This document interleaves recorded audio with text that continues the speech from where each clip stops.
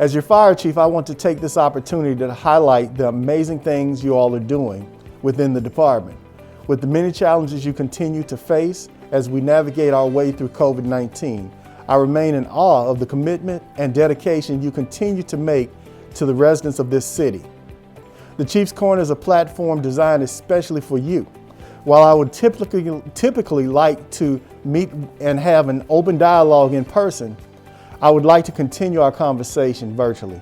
In preparation for COVID-19, we received a lot of information, not only from federal organizations, not only from organizations outside the city, like Seattle, who we contacted directly to find out what they had dealt with, but MIMS also came up with perspectives of what they thought our call volume was going to look like. MIMS anticipated, and they weren't just talking to us, they were talking to all agencies in the state. They expected the call volume to up to triple from what we had been dealing with. To that end, we leveraged a contract that the city already had to bring in an outside agency. Soon after we started and the call volume didn't necessarily pick up as quickly as we had intended, we suspended that contract to bring it back up to existence when we anticipated a call increase according to CDC, and that was around the holidays. So we brought the ambulance units back around December. We've continued that process until now, primarily because the gestation of the contract is almost complete as of this date. But I should point out, I'm a Baltimore City resident as well, and I certainly want us to have the best coverage and have the best we possibly can have. We literally have more ambulances at this time on calls and responding than we had just 16 months ago. You work very hard to move up in rank and to get promotions. You study and you work hard and you're very disciplined. I understand that. We anticipate a solution to this problem in the very near future.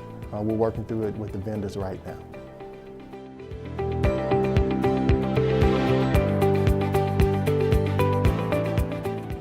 Absolutely. It's been our intentions to make sure that no policies are created by directed order or memo. So one of the things we are doing is going back and trying to make sure that hasn't happened, or if it has happened, that it's been corrected. I've already talked to assistant chiefs. We've already assigned all the series to specific assistant chiefs or deputy chiefs to clean up as much as we possibly can in the languages and in the process. Quite frankly, we've started and stopped based upon COVID and several other things, and that I'm not using that as necessarily an excuse, but that has been our dynamic. But your recommendation is spot on, and this is something we are putting into works, and thank you for pointing it out.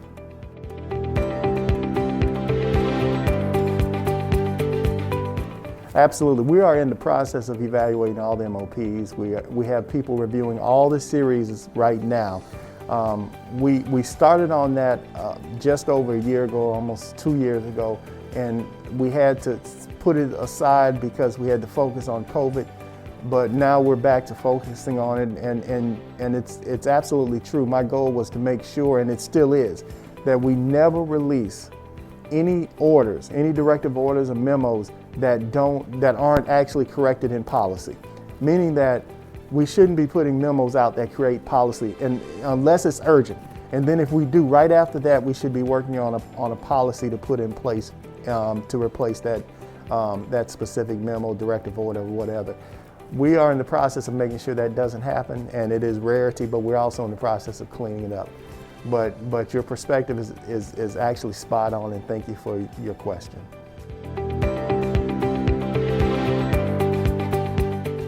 Yeah, that is an issue, and we're trying to work through the solution with the vendor and the manufacturer in order to resolve this issue.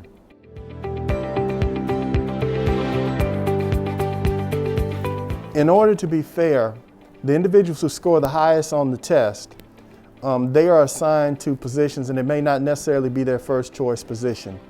So consequently, if people that, let's say someone that scored 5th on the exam and they were assigned a floater, ultimately they'd be able to choose a spot before the person that was assigned who scored number 1 or number 2 on the exam. So in order to maintain some fairness and continuity, after 1 year, that's when we allow individuals to transfer. It's not punitive. It's in order to be fair, especially to the people that scored higher on the exam, and give them an opportunity to select where they want to at the same pace as anyone else.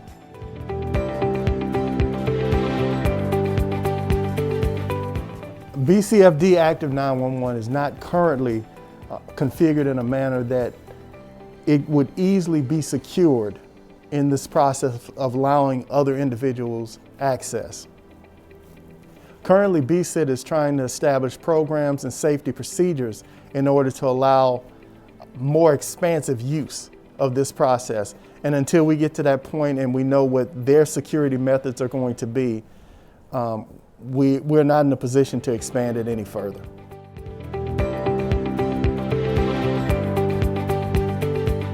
I know continuously wearing a mask is uncomfortable, it's a pain, but my priority and my highest goal is your safety, and even the safety of your family, because if something happens where you contract it here, you ultimately take it home. To that end, we're going to continuously follow the CDC guidelines, which outlines that even after getting the vaccinations, both, ultimately you still have to wear a mask. So to that end, until we get further direction, we're going to follow the CDC guidelines. But I appreciate you all being steadfast and continuously wearing your mask and doing all the right things to try to protect yourself and protect each other.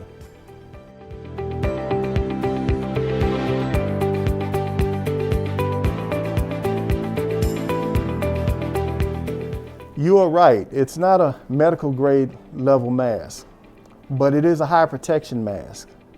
And the reason why you're wearing it is to protect yourself as you go around in a social environment or just a general work environment, not necessarily coming in contact with a patient. That's why the protocols that we have in place, that when you go to treat a patient, you switch over to N95 mask. Our goal is to try to protect you at the highest level. Because you're not having patient contact, it doesn't make sense to wear an N95 mask. But in order to offer you the highest level of protection, it makes sense that we say, let's wear a KN95 mask. As I've stated, it is my goal to try to keep you as safe as possible.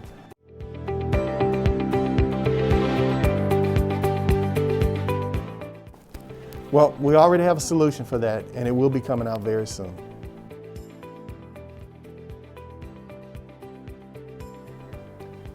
We're moving forward with the hiring of EMTs and paramedics. We're also working out a plan in order to hold the EMT firefighter process.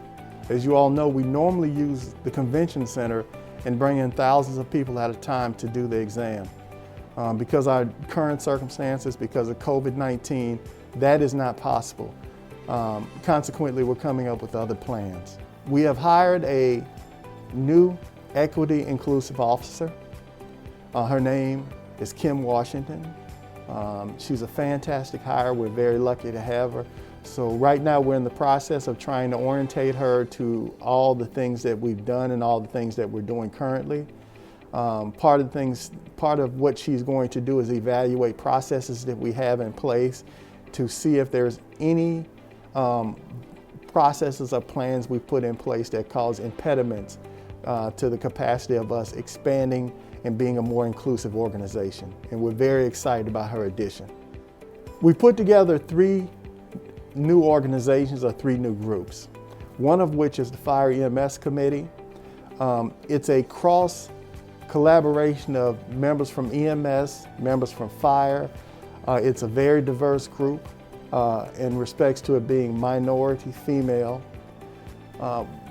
They are tasked with giving recommendations to me about the direction of the organization in order to better the organization, in order to better opportunities for everybody in the organization, in order to use the resources we have in the best way we can. We also have a group that we put together that's going to be an LGBTQ organization. We are certainly at the very beginning, the very genesis stage of this process. But we're very excited because right now we're partnering with other municipalities like New Orleans and Atlanta in order to make sure that we're offering opportunities and we're as open as possible to anyone that's interested in a job in Baltimore City Fire Department. The last is we have a Women's in the Fire Service group. And that local chapter or local group is called Phoenix Fire. And these young ladies have been in the process of evaluating as much as they can about everything we do, from hiring to promotions to uniforms, to make sure that we're being considerate about the needs of women in the organization. So again, we can be as inclusive as possible, and we can be as systemic as possible, looking out for the needs of not just women, but everybody in our organization. So we're very excited about that group. And they are a part of a national organization, Women in the Fire Service. As members of the fire department, you can submit any question to me via email addressing any changes, challenges, any concerns, any ideas, policies, recommendations, or if you just want to say hello. I want to hear from you. So I encourage you to email me at chiefford'scorner@baltimorecity.gov. There's a place for everybody in Baltimore City Fire Department.